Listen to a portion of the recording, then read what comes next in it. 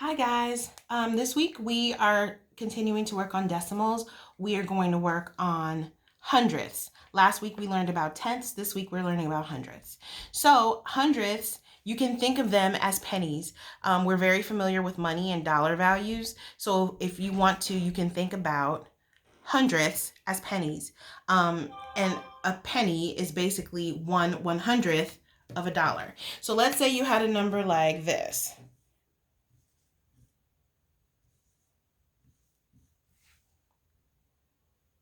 The 3 in this number represents how many $1 bills you have, how many whole numbers you have, how many ones you have.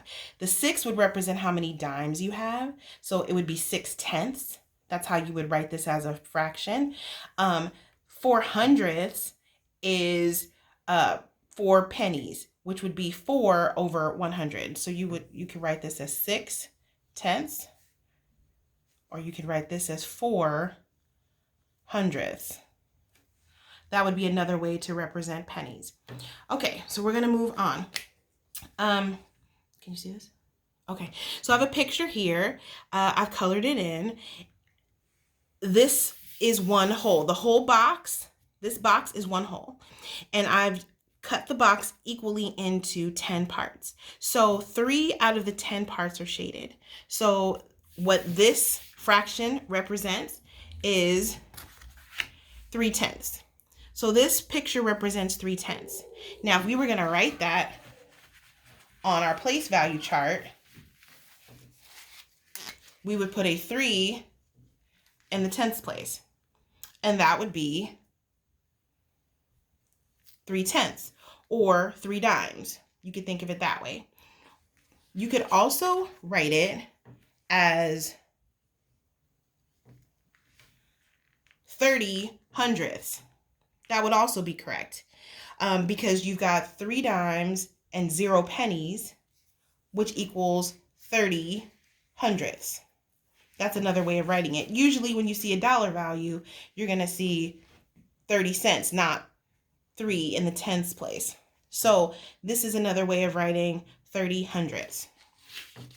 Let's move on. Wait, what did I say? Okay, so here we got that. So 0.3 or 0.30. It equals the same amount. 3/10, 30/100ths equals the same amount. That's really important to think about for later. Okay, done with that one. Okay, so now we're moving on. We have a picture here.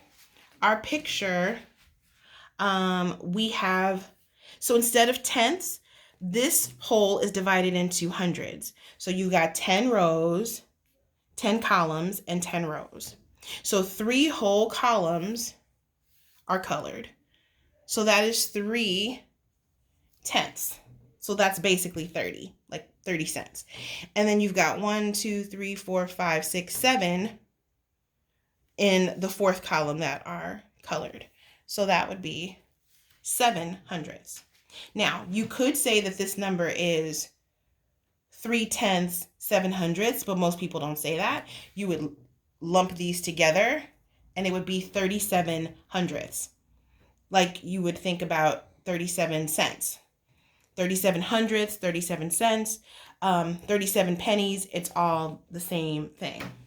So you could write the fraction like this, and then the decimal would be 0.37. 37/100ths. That's how you would say it. That's how you would write it in a decimal form, 37 over 100, or you could write 0.37. Let's move on to the next example. Why do I have so many papers here? Oh, some of this I didn't. Okay. Next, we're trying to figure out how many boxes are colored. You could count them individually.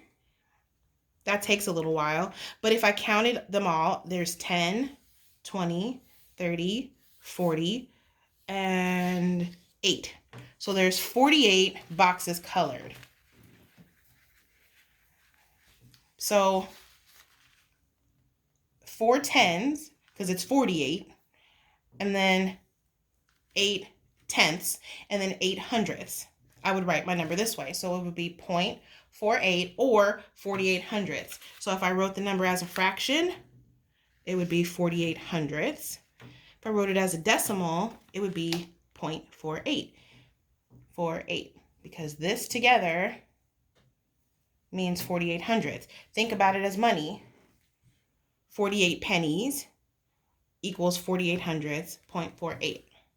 Okay? 48 hundredths. Okay, so I'm going to put up some questions and yeah, let me know if you guys have any trouble. I'm also going to look for a YouTube video to give you additional support if my explanation is confusing or you have some questions that, you know, another video might be helpful to answer. I will try to link one as well. Okay, have a great day, guys. Bye.